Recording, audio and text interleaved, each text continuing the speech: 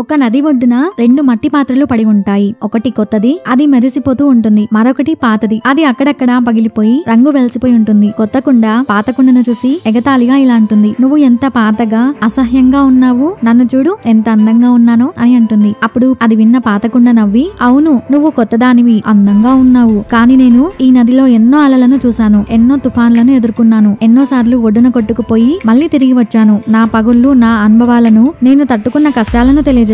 నీ అందం శాశ్వతం కాదు, కానీ నా అనుభవాలు నన్ను మరింత బలపరుస్తాయి అని బదులిస్తుంది. అది విన్న కొత్త కుండకు ఆ మాటలేమీ అర్థం కాలేదు. కానీ కొన్ని రోజుల తర్వాత నదిలో పెద్ద వరద వస్తుంది. అప్పుడు కొత్త కుండ ఆ అలల తాకిడికి తట్టుకోలేక ముక్కలైపోతుంది. పాత కుండ మాత్రం ఎన్నో కష్టాలను ఎదుర్కొన్న అనుభవంతో వరదను తట్టుకొని ఒడ్డుకు కొట్టుకుపోయి నిలుస్తుంది. అందం, కొత్తదనం అనేవి తాత్కాలికం. అనుభవం, సహనం, కష్టాలను తట్టుకునే శక్తి నిజమైన బలాన్ని, విలువను ఇస్తాయి. ఇలాంటి మరికొన్ని కథల కోసం ఛానల్ ఇప్పుడే సబ్స్క్రైబ్ చేసి ఫాలో అవ్వండి.